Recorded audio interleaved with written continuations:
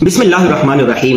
آج ہم بات کریں گے خلیفہ ثانی حضرت عمر فاروق رضی اللہ تعالیٰ عنہ کے قائم کردہ 45 یادگار محکمے اور قوانین کے بارے میں۔ وہ قوانین اور وہ محکمے جو حضرت عمر رضی اللہ تعالیٰ نے اپنی ذہانت، اپنی فطانت سے جاری کیے اور اس سے عالم اسلام کو، مسلمانوں کو بہت فائدہ ہوا، اور آج بھی ان میں سے اکثر محکمے اور قوانین پوری دنیا میں رائج ہے۔ یورپ میں جانا ہوا، وہاں پر بھی عمر لاز کے نام سے قانون موجود ہیں جن پر عمل کیا جاتا ہے۔ پہلا محکمہ جو حضرت عمر فاروق رضی اللہ تعالیٰ نے جاری کیا ہے وہ بیت المال کا، یعنی خزانہ حضرت عمر رضی اللہ تعالیٰ نے قائم کیا۔ نمبر 2، امیر المؤمنین کا لقب اس سے پہلے نہیں ہوتا تھا، حضرت عمر رضی اللہ تعالیٰ نے جاری کیا۔ نمبر 3، دفتری مال کا قائم کرنا، دفتری جو انتظامات ہیں یہ سب سے پہلے محکمہ حضرت عمر نے قائم کیا۔ نہروں کی کھدائی اور صفائی کا نظام، اسی طرح جیل خانہ، جیل کا نظام اور اس میں پورا ایک طریقہ کار حضرت عمر نے وضع کیا۔ جا بجا فوجی چھاونیوں کا قیام حضرت عمر نے کیا۔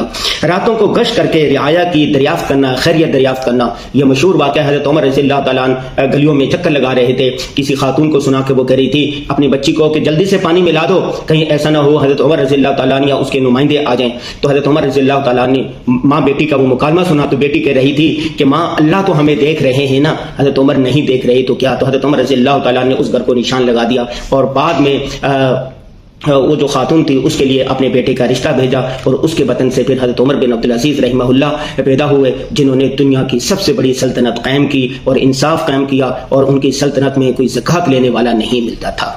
اسی طرح مختلف شہروں میں مہمان سرائے، مہمان خانے قائم کروائے، مفلوق الحال غریبوں کے لیے وظیفہ مقرر کیا بیت المال سے، معلموں اور مدرسوں کے لیے تنخواہیں اور مشاہرے مقرر کیے، نماز تراویح جماعت کے ساتھ پڑھنا حضرت عمر رضی اللہ تعالیٰ نے باقاعدہ کام کیا، اور یہ اسی طرح جزیہ کے زکوٰۃ مقرر کی حضرت عمر رضی اللہ تعالیٰ نے، مساجد میں راتوں کو روشنی کا انتظام کیا، حضرت ابو بکر صدیق رضی اللہ تعالیٰ عنہ کے اصرار کے ساتھ قرآن مجید کی ترتیب پر آمادہ کیا اور اپنے اہتمام کے ساتھ اس کو پورا کروایا۔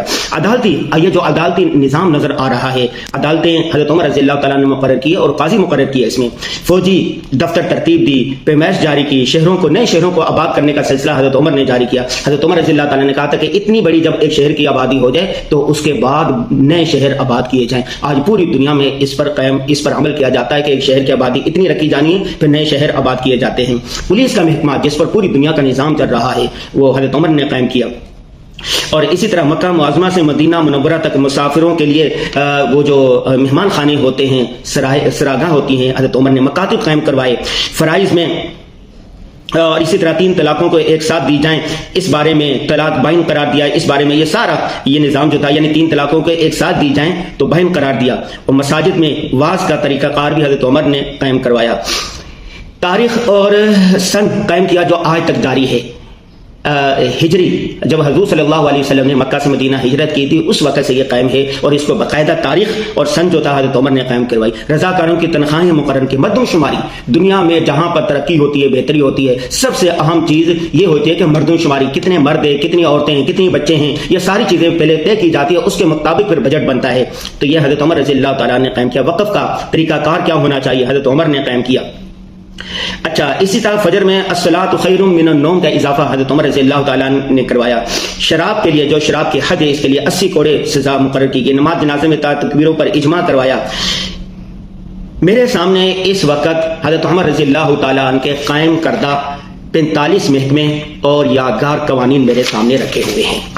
ان قوانین پر اس وقت پوری دنیا میں عمل کیا جاتا ہے، ان قوانین کی پاسداری کی جاتی ہے۔ اسلامی فلاحی ریاست کیا ہوتی ہے؟ خلفائے راشدین کا دور، تابعین کا دور، حضرت عمر بن عبدالعزیز کا دور اس کی سنہری ترین مثالیں ہیں۔ یہ کہا جاتا ہے، آج بہت سارے لوگ کہہ رہے ہیں کہ ریاست میں مذہب کا عمل دخل نہیں ہونا چاہیے۔ اگر ریاست میں مذہب کا عمل دخل نہ ہو تو پھر پیچھے چنگیری رہ جاتی ہے۔ سیکولرزم کے نام پر، کیپٹلزم کے نام پر اور مذہب جدیدیت کے نام پر دنیا میں سب سے زیادہ قتل و غارت ہوئی۔ جتنی انقلاب چین ہو، انقلاب فرانس ہو، انقلاب امریکہ ہو، یہاں پر کروڑوں کی تعداد میں مسلمان قتل ہوئے۔ امریکہ میں ریڈ انڈین کو قتل کیا گیا، 10 کروڑ کی تعداد میں ایسے لوگ ہیں جن کو انقلاب کے نام پر مارا گیا۔ مذہب کے نام پر تو لاکھوں لوگ بھی نہیں مرے، تو جو لوگ کہتے ہیں کہ مذہب ترقی میں رکاوٹ ہے وہ جھوٹ بول رہے ہیں، فراڈ کر رہے ہیں۔ دنیا کا سب سے بڑا جھوٹ اور فراڈ یہی ہے۔ تو اس لیے اسلام امن کا مذہب ہے، امن کا پیغام دیتا ہے، امن کا درس دیتا ہے۔ جو لوگ اسلام کی چھتری تلے آ جاتے ہیں وہاں پر امن قائم ہوتا ہے، وہاں پر خوشحالی آتی ہے۔ سب سے پہلے ابراہیم علیہ السلام نے امن کی دعا مانگی تھی، اور اسلام امن کا مذہب ہے۔ تو آج حضرت عمر رضی اللہ تعالیٰ عنہ کے یاد کردہ، قائم کردہ، بنائے ہوئے محکمے اگر ہم اس پر عمل کر لیں تو پاکستان اور دیگر اسلامی ممالک ترقی کر جاتے ہیں، ترقی کر جائیں گے، اور اسی طرح مثالی امن قائم ہو جائے گا۔ خلیفہ راشدین حضرت عمر رضی اللہ تعالیٰ عنہ کی سوانح حضور صلی اللہ علیہ وسلم کی سیرت کو عام کرنے کی ضرورت ہے۔